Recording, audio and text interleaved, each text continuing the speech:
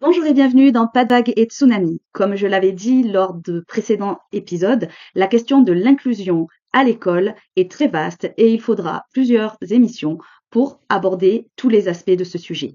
Aujourd'hui, j'ai décidé de vous parler des AESH, les accompagnantes d'enfants en situation de handicap. Allez, c'est parti, allons une nouvelle fois arpenter les couloirs de l'école.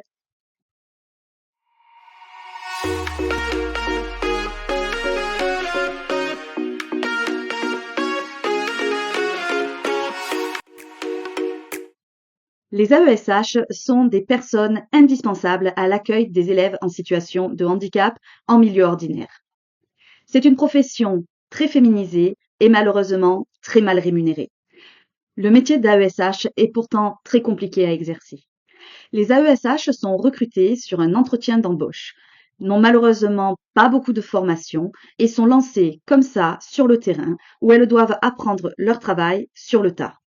Elles doivent ainsi s'adapter aux différents types de handicaps qu'elles seront amenées à prendre en charge. Et les handicaps sont multiples. Il y a les handicaps moteurs, mais il y a également les handicaps qu'on pourrait qualifier d'invisibles, c'est-à-dire les retards cognitifs, les troubles autistiques, les troubles comportementaux.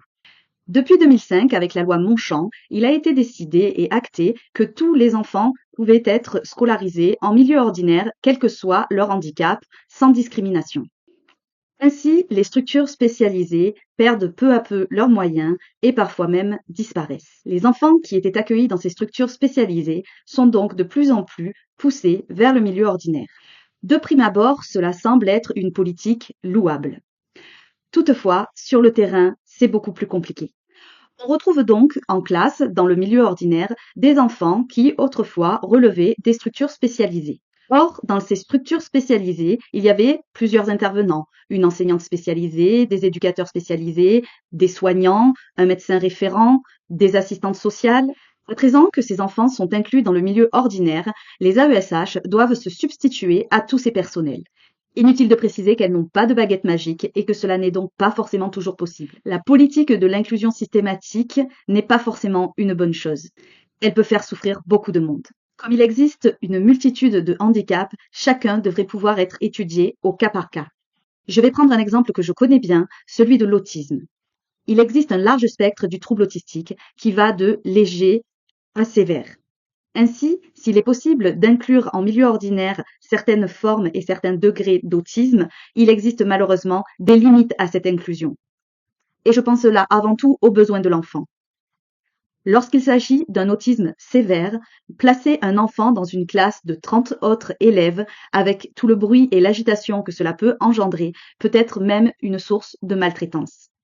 L'AESH pourra alors faire de son mieux, elle se retrouvera dans une situation impossible et même parfois dangereuse.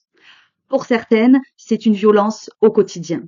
Elles se font mordre, elles se font arracher les cheveux, elles se font pousser, elles se font frapper. Ce n'est pas la faute de l'enfant, c'est la faute aux conditions d'inclusion de cet enfant. Il faut donc reconnaître les limites de l'inclusion.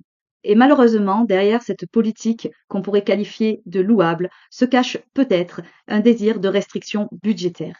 Car un enfant scolarisé en structure spécialisée coûte à l'État 40 000 euros, alors qu'un enfant en inclusion en milieu ordinaire coûte environ 8 000 euros par an à l'État.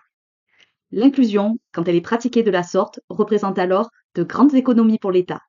Je vous laisse réfléchir à cette question. Je vous propose de laisser vos avis en commentaire et de réagir à cette vidéo. C'est aux AESH que je dédie aujourd'hui cet épisode de Pas de vagues et tsunami. Si le sujet de l'école vous intéresse, je vous invite à vous abonner à cette chaîne pour continuer à arpenter avec moi les couloirs de l'école. À bientôt!